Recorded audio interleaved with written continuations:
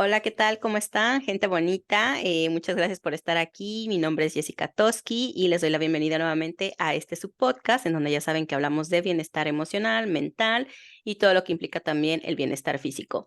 Y el día de hoy tengo una invitada que me da mucho gusto que esté conmigo, que es Erika. Ahorita ella se va a presentar con nosotros. Yo la conocí hace, creo que ya casi 3 años.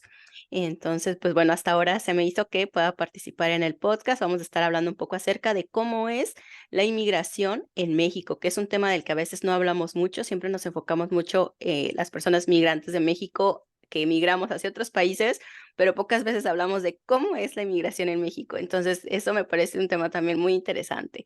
Erika, pues muchas gracias por estar aquí.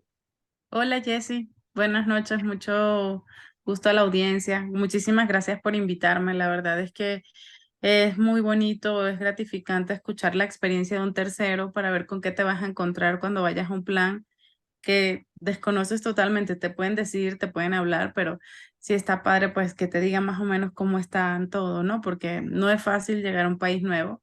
Y bueno, hay polos de polos, ¿no? A un país donde hablas idiomas totalmente diferentes, culturas diferentes y afortunadamente pues México es muy similar a Venezuela. Yo soy Erika, soy ginecóloga, soy venezolana y tengo acá en México 6 años ya residiendo. Ujú. Ok, bienvenida Erika. Pues bueno, entonces tú eres de Venezuela y eres ginecóloga.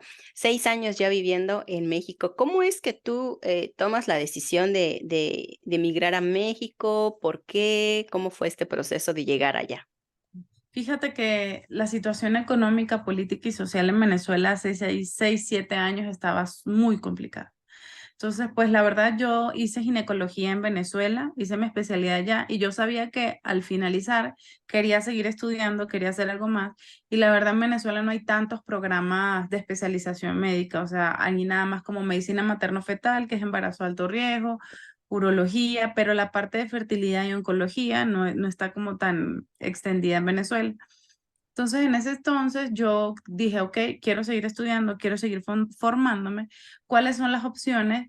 Porque obviamente cuando ya eres adulto y tienes que costear todo tú, pues es bien complicado decir, mira, me voy, no sé, a Inglaterra, ¿no? Entonces, a estudiar una subespecialidad, tal vez es mucho más complicado. Yo dije, voy a escoger un país que sea, pues, hispanohablante, que sea accesible y dentro de todas las opciones educativas que encontré, estaba entre Chile y México. La verdad es que en cuanto a costo, en Chile era altísimo lo que había que pagar y las plazas para extranjeros eran muy poquitas. Mm. Entonces yo dije, bueno, nada, en probabilidad tengo más oportunidad de entrar en México y así fue.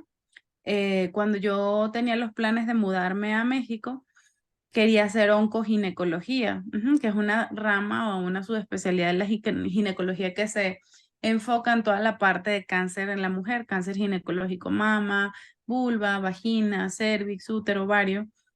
Y en ese entonces, pues me puse a averiguar, busqué la convocatoria, apliqué al Instituto Nacional de Cancerología en esa época y 2 meses después me dieron los resultados y me admitieron. Ahora en esa época para los venezolanos no era tan complicado entrar a México porque nada más entrabas con tu pasaporte, no te pedían visa. Mm. Ahorita por toda la migración y el movimiento de venezolanos que ha habido a Estados Unidos están pidiendo una visa, que para sacar la visa es súper complicado ahora, no hay citas, parece que se activan las citas solo los primeros de cada mes y se acaban.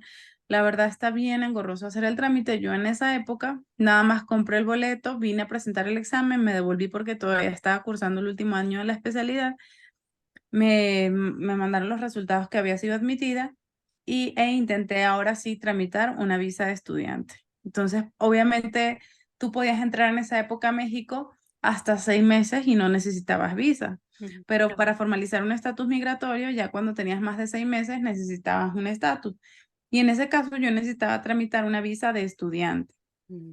En esa época, pues te piden varios requisitos y dentro de ellos lo más difícil es que en Venezuela la situación económica en esa época estaba muy complicada, el país no estaba dolarizado, todo eran bolívares y la verdad la cantidad de bolívares que te pagaban por ser residente de un hospital era como, o sea, casi nada si le hacías la conversión a pesos o a dólares, era una cosa que no se cree. O sea, no sé en esa época cuánto calcularía, no sé, $2 al mes. Obviamente con ese respaldo no me iban a dar el documento. Entonces tuve que buscar la manera que mi papá me pusiera como cotitular de su cuenta bancaria y fue así, también tenía una cuenta en Estados Unidos y fue así que pude poner como el aval económico para que me pudieran aceptar la visa, porque la embajada dice, te vas a ir a estudiar 3 años a México, donde no te pagan, porque en las residencias médicas a los extranjeros no te pagan, sino que tú tienes que pagarle. En Mm, mi caso, yo le pagué a la universidad y le pagué al hospital. Entonces es obvio, es entendible que pues todas estas entidades migratorias quieran constatar que de verdad tú tienes cómo mantenerte afuera si en teoría no puedes trabajar. ujú, Entonces así fue, volví a meter la solicitud y me la aceptaron con todo este trámite que mi papá me apoyó. Después de eso, pero sí fue, o sea, sí fue complicado, fue así como necesito buscarle, porque imagínate perder el cupo, perder que ya había sido admitida la oportunidad. Y al final logré hacer el cambio y me otorgaron la visa de estudiante. Ellos te dan allá como una tarjeta, o sea, te la estampan en el pasaporte y luego tienes que venir acá a México a migración y hacer el canje en el pasaporte por una tarjeta que dice residencia temporal de visa de estudiante, fue lo que me dieron. ujú, En esa época, por razones X de mi vida, no logré adaptarme a ese hospital, a cancerología, y me cambié al GEA González. Hice una especialidad en endoscopía ginecológica. Después, y justo yo necesitaba la visa de estudiante para mantenerme acá legal. En esa época, pues recuerdo que cuando tú llegas a un país es bien complicado encontrar un trabajo, un medio para subsistir, porque acá en México te piden una cédula profesional, te piden un estatus migratorio legal. Y pues en lo que pude encontrar fue en lugares donde te pagan en efectivo. Por ejemplo, yo empecé a trabajar en los consultorios anexos a farmacia como médico general, ujú, siendo ya especialista ginecóloga. La verdad es que ahí duré muy poquito, un mes, y ya que logré, porque para hacer toda la parte de la cédula profesional tienes que hacer varios trámites, tienes que hacer el trámite de reválida de bachillerato, tienes que hacer el trámite de reválida de la universidad, y ya que tienes la reválida con el estatus migratorio, introduces todos los documentos en la SEP y te otorgan una cédula profesional. ujú, En este caso, a mí me tenían que dar la cédula profesional de médico general y luego hacer todo el trámite para la de ginecólogo. Para sacar la de ginecólogo te piden la de médico general, entonces tenía que hacer todo paulatinamente. En esa época tenías que ir, introducir todos tus papeles en la DGP, que es la Dirección General de Profesiones. Te pedían los programas, todo que estuviera apostillado, un pago que la verdad no fue tanto, no tuve que hacer examen ni nada. Entonces, ese fue el trámite. Ya una vez que me aprobaron, te llega una carta, tardó en ese tiempo como un mes en decirte está aprobado, se revalidó tu licenciatura. Te dan como una carta con un folio y con ese folio vas a la SEP para que te den la cédula profesional y ujú, también te piden lo de bachillerato. Ya que tuve eso, pude hacer el trámite de la especialidad como gine y ahí sí ya empecé a trabajar en un hospital en Xochimilco, que era como un centro de nacimiento y ahí sí trabajaba como ginecóloga. La verdad, el proceso fue rápido porque en un mes ya tenía revalidado, pero ujú. si en lo que introduces, metes todo y te dan la cédula profesional, pues sí se trata. Es de paciencia y la verdad es que hay muchos grupos en Facebook que luego dicen, no sé, médicos venezolanos en México, donde te dicen como muchos consejos, muchos tips que te dicen haz esto. Y la traba de esto es que, por ejemplo, para yo tener un estatus migratorio y poder generar facturas y estar dada de alta en el SAT, yo no podía tener una cédula de estudiante. Y para que me titulara en la UNAM necesitaba la visa de estudiante, no podía titularme yo con una visa de trabajo. Mm, Pues así tuve que ir trabajando como en lugares pequeños, donde el pago fuese en efectivo. Y ya al final, la verdad se vuelve un poco complicado porque acá en México hay como mucho negocio alrededor de, bueno, tú me pagas, yo soy abogado, un monto, en esa época eran como $1,500, yo te ayudo a tramitar la visa de trabajo, porque para tramitar la visa de trabajo te piden una carta de empleador, ese empleador tiene que estar dado de alta en el Instituto Nacional de Migración y eso es complicado. Casi mm, ninguna empresa estaba de alta, entonces bueno, hay así como un negocio alrededor de ello donde abogados te dicen, sabes que yo te consigo la carta, te doy de alta y ya te dan la residencia por una visa de trabajo, que era lo que yo necesitaba. Pues afortunadamente mi esposo, su hermana, tenía una empresa de alta y pudieron ayudarme a hacer el trámite y ya pude sacar mi visa de trabajo, pude darme de alta en el SAT. Todo eso lo hice cuando ya por fin me titulé de la UNAM y ya no necesitaba la visa de estudiante como requisito. Ujú. Y ya que ellos me dieron la carta, con esa carta vas a migración, en migración te dan o ellos te dicen que te la solicitas por 2, 3 años, a mí me la aprobaron por 3 años.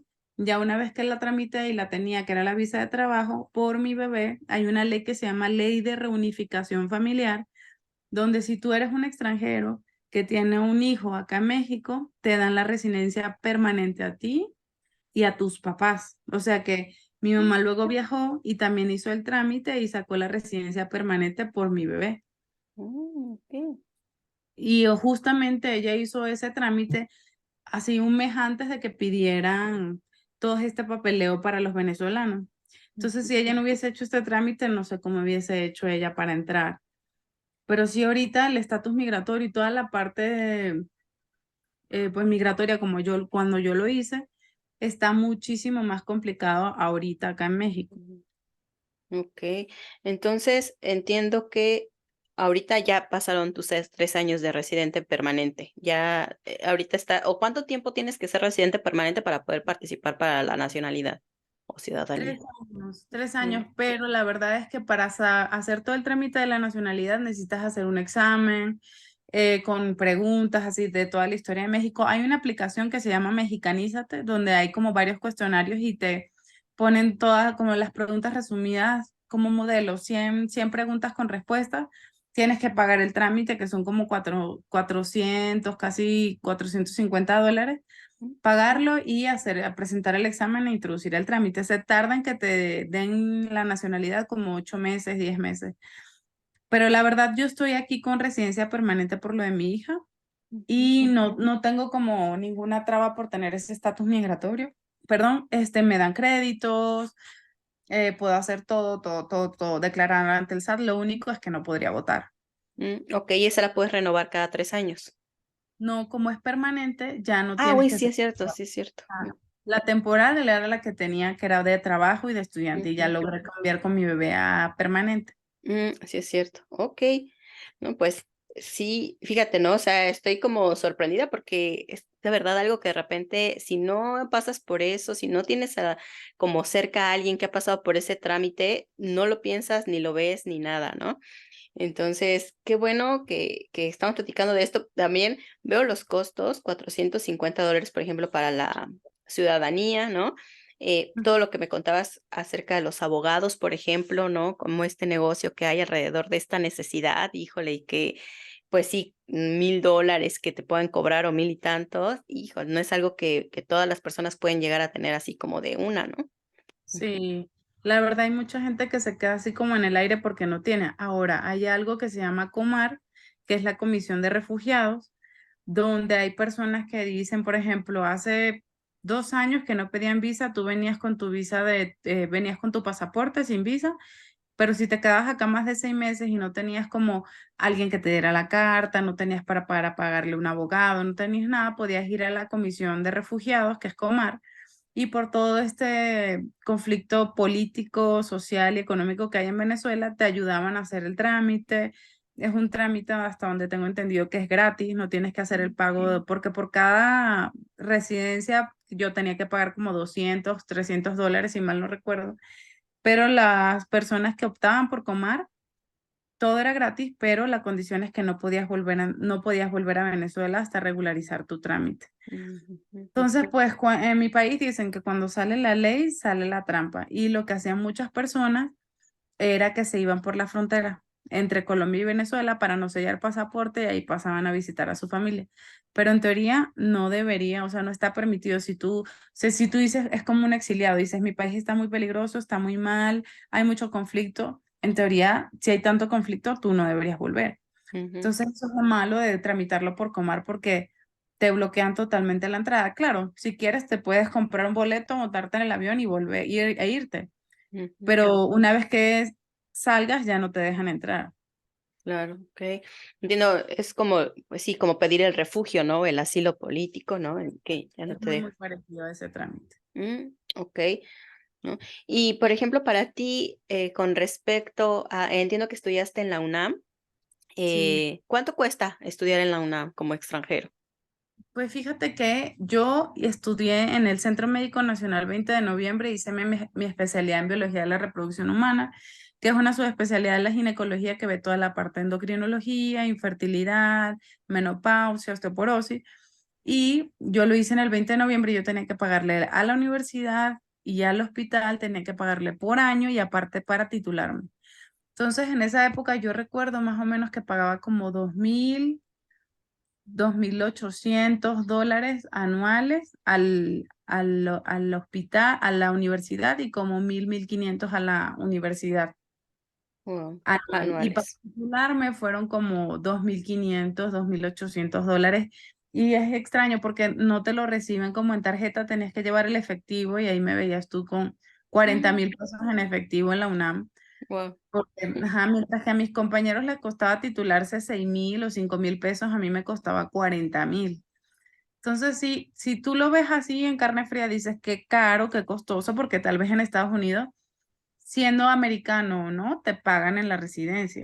En cambio, acá en México tú tienes que pagar y hacer un pago doble. Ujú, Y aparte los trámites de titulación son mucho más altos. Hasta donde tengo entendido, en Estados Unidos todo es como muy homogéneo, ¿no? Las condiciones laborales y todo son como muy iguales. Pero acá en México la oferta es que tienes mano de obra que te trabaja en los hospitales y no tienes que pagarles y que más bien te pagan. mm, Entonces el acceso a las especialidades para los extranjeros es más fácil que para los mismos nacionales a veces y también por la demanda y la cantidad de cupos que dan. Por ejemplo, en mi hospital éramos, en mi generación éramos tres nada más. Eran dos mexicanos,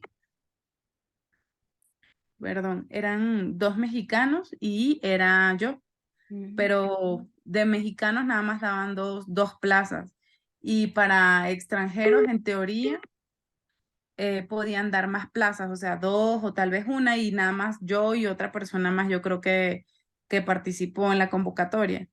Entonces, la verdad es que la oportunidad, es lo que yo he censado, la oportunidad para los extranjeros acá en México es mucho más fácil. Ahora, hay algo para acá en los médicos que se llama entrada directa o entrada indirecta. mm, La entrada directa es para las troncales, medicina interna, pediatría, cirugía, ginecología, otorrino, oftalmo. Para eso hay que presentar un examen que se llama ENARM, que es el Nacional de Residencias Médicas. mm, Bueno, yo la verdad no lo tuve que presentar porque yo entré a mi especialidad por entrada indirecta, porque no es una troncal, es como una rama. mm, Cuando entras a las ramas, ahí tienes que hacer como un examen interno. Yo hice un examen para entrar en el ISSSTE.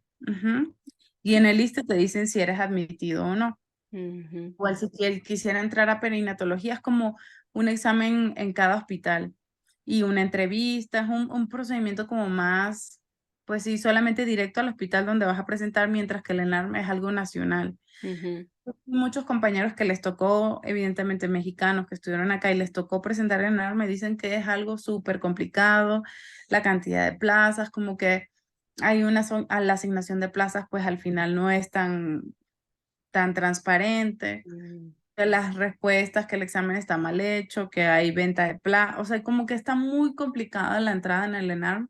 No es como, no queda en el ENARM, soy mal médico, no sirvo para nada, sino que hay muchos sesgos, hay muchos factores que pueden bloquearte la entrada a una residencia médica.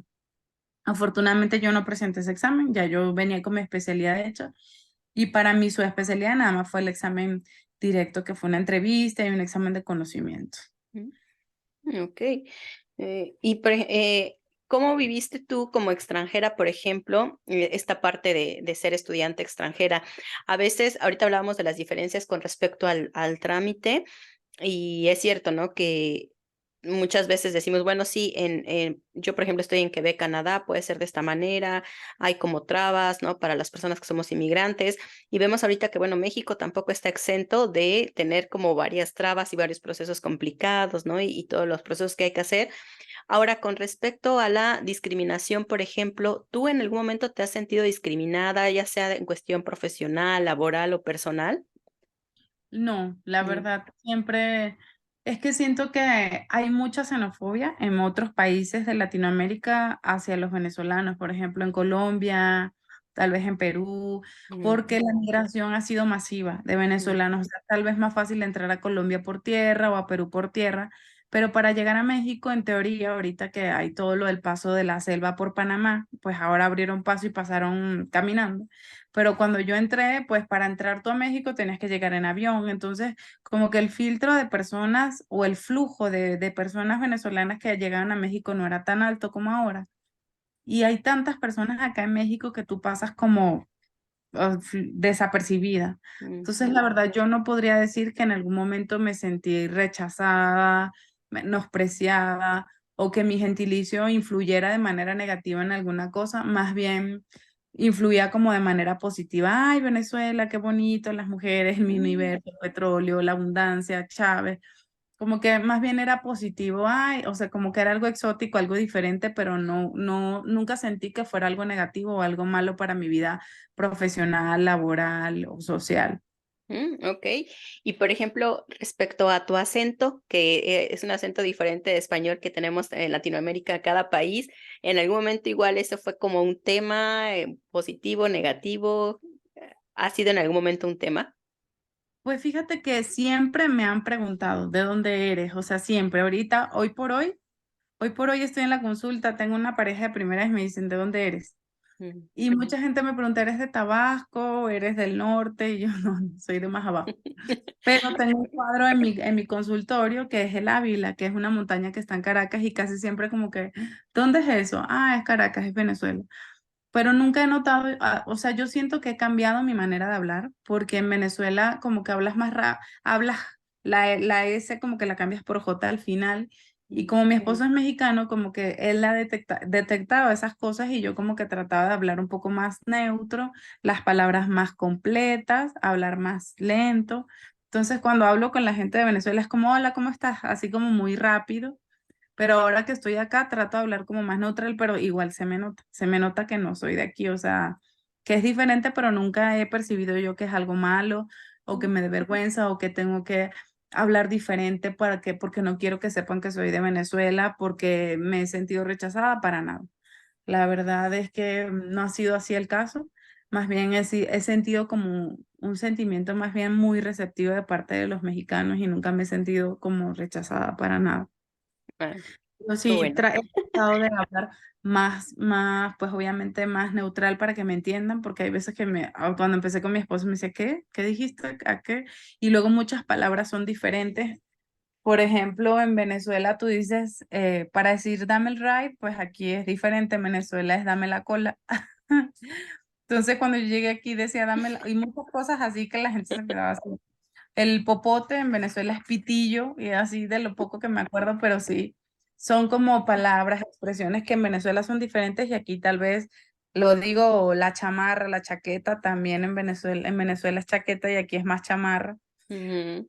Y hay ciertas expresiones en específico que son diferentes en Venezuela y obviamente yo tengo, al país que fueres, haz lo que vieras. Yo vengo a México, lo ideal es que yo intente pues hablar como la gente de acá para que la gente me entienda y que no sea un problema la comunicación. Claro, y fíjate, coincido con esto también y justo creo que es importante esto que dices, yo también ahora lo vivo como persona que viene de otro país aquí. Mucha gente dice, no, pero ¿por qué tengo que cambiar mi forma de ser? ¿Por qué tengo que cambiar yo?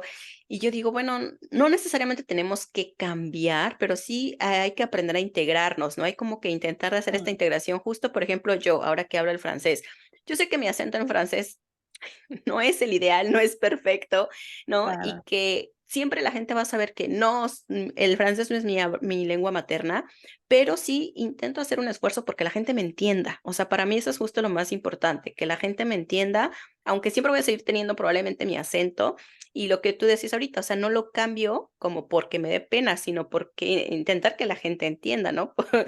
Claro. Tener como una mejor comunicación. Entonces, yo también coincido contigo en esto de pues sí, al pueblo que fueres, haz lo que vieres, y no necesariamente esto tiene que ser una pérdida, sino más bien una integración, como tú decías. A mí me ha pasado aquí también que la gente se acerca y pregunta mucho, ¿no? La gente de repente aquí donde estoy yo en Quebec es muy curiosa y ellos hacen muchas preguntas, ¿no? ¿De dónde vienes? ¿Y cómo es allá? ¿Y cómo celebran la muerte, por ejemplo, que es un tema que les llama mucho la atención siempre, ¿no? En el extranjero. ¿Y cómo es el Día de Muertos? Y, ¿no? Y eso es, o sea, es como bonito, ¿no? Como poder compartir. Y entonces yo siempre he intentado ver eso, como que no tengo que perder mi identidad, mi cultura, sino integrar, ver qué les puedo ofrecer yo y también aprender de esta cultura lo que pueda darme, ¿no? Sí, claro. Luego haz de cuenta que hay mucho tipo de gente en todas partes. Entonces también está el venezolano que habla muy mexicanizado, que tú dices, o sea, como que medio le sientes que es venezolano, pero o sea, como que intentan hablar muy igual a la gente de aquí. Mm. No sé por qué. Eso siento que es como integrarse en exceso. O sea, yo creo que, o sea, tu acento, si tienes un año acá, es imposible que, ajá, se te pegue y hables igualito que los mexicanos. Yo creo que es algo más intencional. Yo sí trato de hablar un poco más neutro para que pues llegue mejor el mensaje, pero siento que mi acento siempre se va a sentir. Pero sí hay gente que es venezolana y habla súper mexicano que yo. Bueno, hay de todo. Claro, sí, hay de todo, ¿no? Y además yo creo también, por ejemplo, tú en tu profesión, pues también yo creo que, por ejemplo, yo también, ¿no? Que trabajo con personas, hago estas intervenciones emocionales y todo para acompañar a las personas. Es importante como hablar, cambio mi manera, yo hablo muy rápido en español, por ejemplo, ¿no? Y cuando hablo francés hablo más lento. A veces yo pienso demasiado y digo, no, a ver, porque mi pronunciación no es la mejor y a lo mejor la persona no me va a entender, ¿no? Porque no estoy pronunciando bien. Entonces sí intento cambiar el tono, como hablo, y yo creo que cambia un poco la personalidad. Y por ejemplo, tengo esta duda, ¿no? En español, justo ahorita al final hablas español, pero tienes otras expresiones, hay otra cosmología también en tu país, por lo que ciertas frases tienen un sentido, ¿no? Y que si tú las dices en México, a lo mejor no va a tener esta sensación, ya sea una broma, un chiste, lo que sea. Cambia un poco también tu personalidad cuando hablas con mexicanos, por ejemplo, que cuando hablas con tu familia y vas a decir tus expresiones, tu acento, tus palabras, Claro. ¿no? Sí, eso pasa, que tú hablas muy neutro cuando estás hablando con la gente de acá y cuando ya hablas con tu familia, pues ya hablas más coloquial y de repente digo algo como no manches con mi mamá, que es como, o sea, eso no se dice en Venezuela, se dicen otras expresiones, pero ya tengo 6 años acá que es como estás tan acostumbrada a decirlo que ya como que entra a tu vocabulario natal, ¿no? Sí. Pero pues sí, la verdad yo estoy muy contenta en México, estoy muy feliz, estoy muy agradecida con México, con su gente que siempre ha sido tan receptiva y pues sí, desafortunadamente en Venezuela no tuve la oportunidad que México me dio de crecer, de pues tener mis propias cosas, de surgir a base de esfuerzo, de constancia, de dedicación. Y como México siento yo que es un país que tiene muchas oportunidades de crecimiento, que es un país muy heterogéneo, muy complicado. Hay zonas geográficas de México súper complicadas, que hay zonas muy polares, o sea que hay gente que lo tiene todo y gente que no tiene nada. Pero desde mi experiencia, que yo venía con las herramientas y con la oportunidad de crecer y seguir aprendiendo y seguir estudiando, la verdad es que México ha sido pues mi segunda casa, que ya básicamente yo veo que se va a convertir en mi casa, porque yo no creo que yo vuelva a Venezuela ya después que me ha costado tanto pues establecerme acá, tener mi consulta, tener a mis pacientes. Es difícil ganarse la confianza de las personas y cuando ya lo logras dices, hoy otra vez empezar desde cero en otro lugar o en mi país. La verdad lo veo difícil, pero no. O sea, yo me veo ahorita a largo, muy largo plazo en México. Claro, y además, no sé, también el hecho de formar una familia, ¿cómo es, por ejemplo, para ti? Hace poco hablaba con otra, también otra colega sobre las maternidades en el extranjero, ¿no? Como que aquí me ha tocado trabajar con mamás que tienen a sus bebés y al final están lejos de su familia, ¿no? Porque muchas pues justo vinieron también como estudiantes, se casaron aquí, tienen a sus hijas o hijos y hay otra vez como regresar a este duelo migratorio.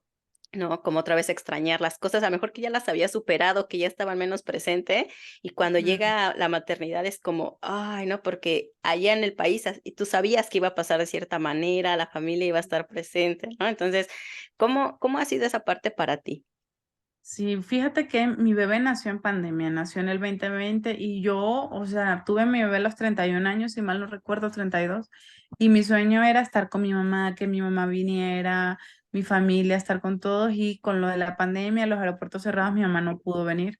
O sea, mi maternidad fue los primeros, el puerperio, la primera etapa fue dificilísima porque yo estaba, pues no tenía aquí nadie en México, no tenía una prima, una tía, una hermana, alguien. En Venezuela es todo un ritual cuando una mamá se hace mamá. Le dicen como la dieta y dan bebidas especiales y masajes y te cuidan y la alimentación y el baño y todo. Y yo aquí estaba sola, sola. Mis suegros son personas ya mayores, de la tercera edad, tenían que estar aislados. Pudieron medio ayudarme uno que otro día, pero la verdad todo ese apoyo que yo esperaba, como yo soñé, como yo visualicé que iba a tener a mi bebé, no pasó. Entonces, cuando me dicen, ay, un segundo bebé, un hermanito, yo creo que me quedó toda esa experiencia negativa. Claro, no me quejo porque siempre estuvimos súper bien de salud, no nos dio COVID, mi bebé y yo súper bien, pero nadie nos fue a visitar al hospital, nadie fue a ver a mi bebé, mi mamá conoció a mi bebé después que ya tenía más de un año. Mm. Entonces, como que yo rememoro todas esas cosas negativas que viví, digo, no quiero volver a pasarlo, sería demasiado, no sé, mala suerte que me volviera a tocar otra pandemia si me embarazo, pero sí todo ese círculo de apoyo, maternar sin círculo es muy difícil. Entonces, Mm. en esa época mi esposo era residente todavía y él estaba en las mañanas en el hospital y cuando él estaba en el hospital yo cuidaba a la bebé en las mañanas y cuando él llegaba en las tardes él se quedaba con la bebé, yo me iba a trabajar. Como estábamos con una situación complicada, nada más me tomé 10 días de reposo después de mi cesárea. De una vez me incorporé a la consulta. Aparte veo pacientes ginecológicas y embarazadas y no es como, bueno, me voy 3 meses y las dejo porque pues sí es complicado. Acá en la ciudad hay muchas personas que pueden ofrecer pues los servicios que yo hago y la verdad yo tengo como mucho apego con mis pacientes, con las mamás, con los bebés, entonces como que intento hacer que la relación médico-paciente sea más como, ah, toma tu receta y tómate el medicamento, sino que la paciente se sienta cuidada, se sienta procurada, se sienta como que la doctora sabe quién soy yo, se sabe mi nombre, me tiene grabada en el teléfono, me responde, como un trato más personalizado, porque yo siempre veo de que se quejan las pacientes cuando vienen conmigo. Mira, me quejo de que mi ginecólogo no me contesta, me quejo de que mi ginecólogo es grosero, me quejo de que mi ginecólogo no me pide permiso para examinarme, me quejo de que no me explica. Entonces, de todas esas quejas, yo las recojo y las hago algo positivo para mi consulta. Digo, ¿qué es lo que busca la paciente? Que busca ser escuchada, busca ser bien atendida y pues yo creo que eso, más el plus de las redes sociales, es lo que nos ha permitido crecer bastante en poco tiempo. Sí, la verdad es que sí. Justo fue por las redes sociales que yo te encontré también, ¿no? Para la consulta. Y a mí, por ejemplo, algo que me gustó de ti justo fue eso, como que a pesar de que nuestra primera consulta, por ejemplo, fue en Zoom, ¿no? Sí. Que para mí fue igual como un alivio porque estando aquí, igual cuando yo llegué, estaba en los primeros meses, no tenía seguridad social todavía aquí porque estaba en proceso de mi trámite migratorio y todo eso. Entonces no podía acceder a la ginecóloga y encontrar, además, aunque la hubiera accedido, no hablaba el francés en ese momento, entonces no hubiera tenido oportunidad de ir a consulta y tenerla a la distancia contigo en español y demás. Y yo creo que, por ejemplo, para mí, cuando supe también o sea, que eras venezolana y todo, como que me sentí que había más empatía, o sea, que podías entender como a lo mejor este temor que podía tener, que a lo mejor podía estar exagerando ciertos síntomas, pero que era por mi miedo de estar lejos y qué hago y no puedo acceder a un medicamento rápido. Entonces, eso, por ejemplo, en México para ti te has topado o te has encontrado con gente, mujeres que son inmigrantes o que te encuentran de otros países, te contactan.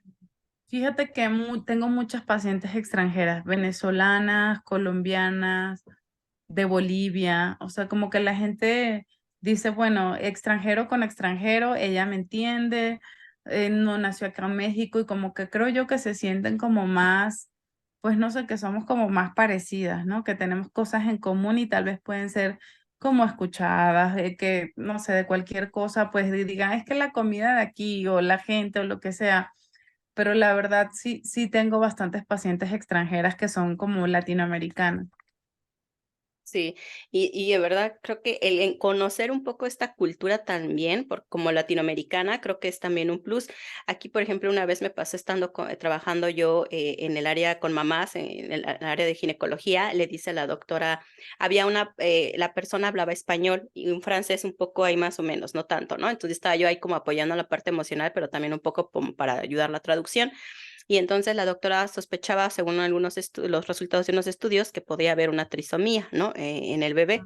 Entonces, aquí es como muy común en el sentido de, oye, es probable que exista esto, entonces, pues si quieres abortar, está esta posibilidad, esta posibilidad. Entonces, cuando le dice eso a la chica, porque la doctora medio hablaba un poco español, pero lo que alcanzó a decir fue, puedes abortar, ¿no? Puedes ir a esta clínica. Yo veo la cara, era una chica colombiana, yo veo su cara como de, ¿qué me estás diciendo, no?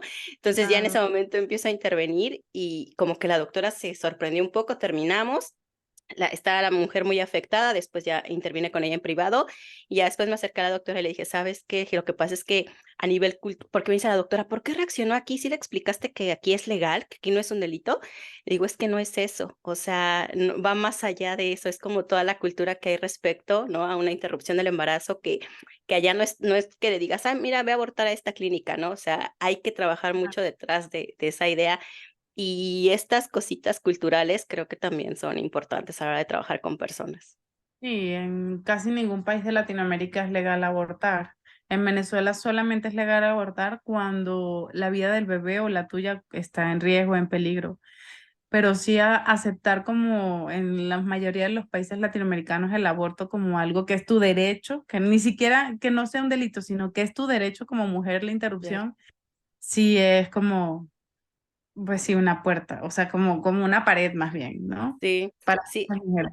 exacto, ¿no? Y que si no, por ejemplo, no vives en Latinoamérica y no es fácil verlo, o sea, la doctora sabe, y después incluso lo comentó en qué equipo y me dijo, ay, sí me gustaría que a todas nos explicaras un poco cómo funciona, porque para nosotros es muy normal y común y así directo decir a la persona, "Ah, mira, puedes ir a abortar aquí, ¿no? Y para las mujeres pues puede ser fuerte, ¿no? Porque hay mucho que trabajar detrás de la idea de la interrupción del embarazo, ¿no? Y Y es que que ahí viene la idea de tu bebé viene mal y aparte interrumpir, o sea, es como una bomba de dos malas noticias juntas, ¿no? exacto, sí. Entonces, eso también creo que, yo creo que es lo que también ha hecho que mucha gente justo pueda conectar contigo, ¿no? Que son también extranjeras, conocen como desde ya que es el proceso de emigrar, la parte cultural. Y bueno, pues a mí la verdad es que me encanta ver tus videos también en YouTube, en También Instagram. tenemos YouTube, ajá. Sí, vi que sacaste bien Sí. tus videos igual Pero ahí en sí YouTube, es porque difícil YouTube crecer, como que es muy lento. La gente como que le gusta consumir contenido que sea rápido, de menos de 30 segundos, pero sí es como más una biblioteca digital, es como yo lo veo.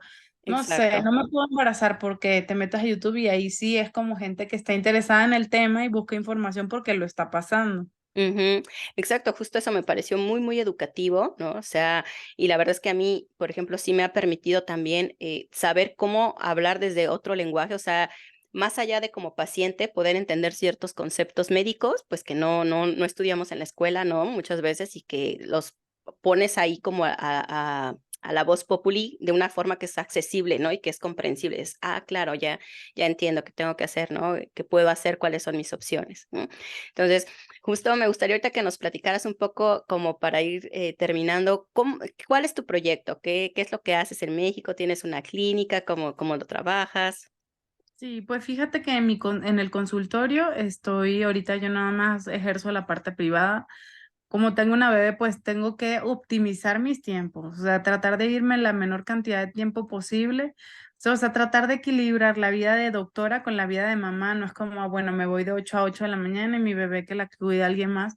La verdad que este plan de mamá es para, o sea, yo lo quise así para poder disfrutar a mi bebé, disfrutar de su infancia. Entonces, trato de respetar mucho y eso también lo he trabajado mucho con mi esposo, los tiempos de descanso, porque los médicos somos súper workaholic y queremos trabajar día y noche, pero la verdad es que cuando decides tener una familia, yo creo que las pausas son súper importantes. Entonces, ahorita estoy en el consultorio, como yo soy especialista en reproducción, mi esposo es especialista en embarazos de alto riesgo y cuando yo estoy en las mañanas en el consultorio, de hecho hoy fue así, yo fui a la mañana, salí a la 1, o sea, yo llevé a mi bebé a la escuela, me fui al consultorio. Al terminar la busqué en la escuela y nos vinimos a comer a casa. Y en la tarde estuvo todo mi esposo toda la tarde. Entonces así lo que hacemos es alternarnos. Ahorita tenemos un solo consultorio y ahí nos compartimos los horarios en espejo. Pero justo lo que sí quisiera es hacer que la vida de nuestras mamás, o sea, de las pacientes que tienen sus bebés con nosotros, sea un poco más fácil. Y el próximo proyecto sí que lo tengo súper aquí atravesado en la mira, es como crecer, expandirnos, mudarnos tal vez a unas instalaciones más grandes para tener toda la parte de pediatría, que las mamás no anden batallando porque la pediatra que atiende a nuestros hijos está con nosotros, pero tiene el consultorio en otro lugar, que tal vez Claro. no tiene muy fácil acceso. En cambio, en el edificio donde nosotros estamos, a los pacientes les gusta mucho, se sientan a gusto, se siente seguro, tiene varias áreas de acceso. Entonces, la verdad es que eso es lo que quisiera, como proyectarnos a crecer un poquito más, ser una clínica con más especialidades, tal vez con cursos psicoprofilácticos para preparación del parto, de lactancia, nutrición y endocrinología, toda la parte de ginecología. Pero sí, yo creo que en este 2024 es nuestro próximo proyecto en puerta, crecer un poco más e incluir toda la parte de pediatría que también es súper importante. Sí, y qué bueno, es como pensarlo de una manera integral, ¿no? Que eso también es importante, justo decías, para que las mamás no tengan que ir de un lado a otro, y eso también a veces limita el acceso a su propia salud, porque yo creo que igual en Latinoamérica tenemos mucho como esta idea, ¿no? Que muchas mujeres dejan de lado su propia salud, ¿no? Su autocuidado por cuidar a los otros. Es como algo que nos han como hecho mucho énfasis siempre, ¿no? Y hay que desaprender cosas también para el autocuidado. Y una de esas cosas es también ponernos como prioridad, pero si puedes tener este acceso y esta facilidad de que vas a ir a un lado y ahí vas a poder tener varios servicios, evidentemente eso va a Es facilitar mucho las cosas. Ujú, Sí, siempre le digo a mis pacientes que tú también vayas a checarte no quiere decir que tú primero, quiere decir que tú también.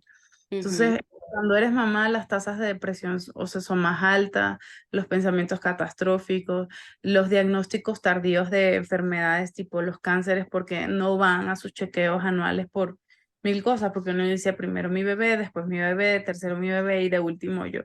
Entonces sí está muy bonito que ahorita estamos concientizando el autocuidado como un gesto de amor propio, ¿no? Que vayamos a nuestra revisión así no sientas nada, a tu chequeo, porque de un año a otro las cosas pueden cambiar con tantas patologías.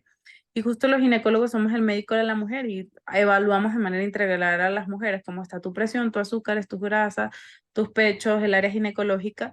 Y si fuese necesario, pues diagnosticar las patologías en fases muy tempranas para que el pronóstico y el tratamiento sea mejor. mm. ¿Quiénes pueden ir a consultarte o a consultarte a ti? ¿Cómo se llama tu consultorio? ¿Qué es una clínica? ¿Cómo lo pongo? Estamos en el Hospital San Angelín Universidad, en la Torre 2 de consultorio, y nuestro consultorio o nuestra figura se llama Fertifetal. Entonces, la verdad, nosotros la mayoría de veces vemos pacientes en edad reproductiva, también podemos ver pacientes, niñas que están como en la adolescencia, la pubertad, que sus mamás están como perdidas, que no le vino la menstruación 3, 4 meses, ¿qué pasa? ¿Le duele? Esas pacientes las podemos ver en consulta. Y muy importante, las pacientes que están en transición menopáusica o en posmenopausia, que odian ir al ginecólogo. Es súper incómodo para la paciente ya de 75 años ir a revisión. Y justo cuando dejan de revisarse es que los problemas pueden aparecer con más frecuencia. Entonces, sí, yo sí les digo, mira, hay cosas que ya no son tan frecuentes por tu edad, pero hay otras cosas que empiezan a tomar importancia. Ujú. Entonces, sí, justo vemos la mujer en todas las etapas de su desarrollo, más la mujer cuando está en el embarazo. Ok, súper. Muchas gracias, pues a quienes nos escuchan ya saben, ¿no? Ahorita también les voy a dejar sus redes sociales de Erika, ¿no? En la página, en posteados, pero si quieres decirnos cómo pueden encontrarte en tus redes, ¿cómo se llama tus redes? Estoy en Instagram como doctora Erika Angulo, en TikTok como tu ginecóloga Erika Angulo, que son como las dos redes sociales que más muevo y casi siempre posteo en Facebook lo que se posteo, como que se jala del Instagram. Esas dos más que todo. Ok, perfecto. Bueno, pues muchas gracias, Erika. No sé si tú quieras agregar algo, quieras comentar algo más. No, pues si eres médico o eres venezolano o estás con ganas de venirte acá a México, te digo que pues trates de hacer las cosas bien, en tiempo y forma, de evitar estar como irregular de manera migratoria, que trates de hacer las cosas en tiempo y forma y bien. Y pues ante todo la honestidad hay que echarle pues mucho cariño y mucho amor a lo que hacemos, porque yo siempre digo que el que ama lo que hace jamás trabajará y la verdad yo Me encanta lo que hago, me encanta acompañar a las mujeres en todos sus procesos y con tanto respeto y con tanto agradecimiento de toda la confianza que depositan en mí. Muchas gracias. La verdad es que sí, pues el mismo mensaje, ¿no? Creo que comparto contigo esto de la gente que piensa hacer inmigración, que pueda encontrar estos recursos, ¿no? Que pueda acercarse a gente que ha pasado por la experiencia y a informarse de manera directa en fuentes oficiales. Esto que decías, hay veces, me ha tocado aquí también que muchas veces cosas que los abogados te dicen, te cobran muy caro, son cosas a veces que tú puedes hacer por ti misma, pero no conoces, ¿no? No sabes el proceso, no tienes la información y pues eso te hace como vulnerable a que te cobren por algo que tú puedes hacer directamente, ¿no? Entonces, Exacto, que no puedes decir, no puedo tener este proceso y ahí me quedo en un lugar donde no me pagan lo que merezco, haciendo un trabajo que para lo que yo no estudié o no me formé porque no tengo el dinero para hacer un trámite que como tú bien dices, tal vez lo pueda hacer yo directo. ujú. Y eso también hay, después creo que también nos quedaría pendiente, viviste un pequeño, como la parte del duelo laboral, ¿no? Porque en algún momento tuviste como que bajar un poco el nivel que tú tenías, ¿no? Profesional, como para empezar y echar a andar cosas en lo que llegaba al otro, ¿no? También eso a veces impacta, ¿no? En tu ego pega, pero la verdad es que lo bueno es que fue como una tormenta que pasó muy rápido. Fue un mes que yo estuve en un consultorio de farmacia donde atendía pacientes como médico general, moquito, diarrea, fiebre.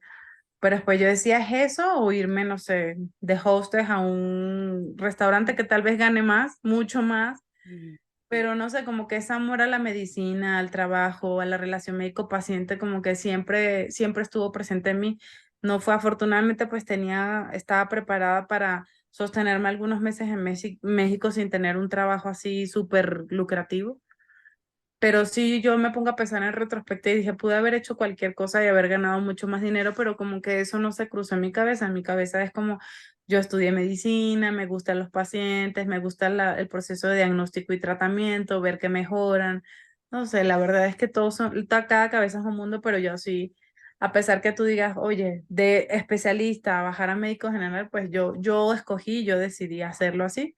Afortunadamente fue muy poquito tiempo, pero son cosas que te enseñan y te dejan como, a veces dices, ay, ¿dónde estoy? Estoy perdida, estaré bien. Recuerdas cómo estabas cuando llegaste y dices, sí estás bien, sigue haciéndolo así que vas muy bien.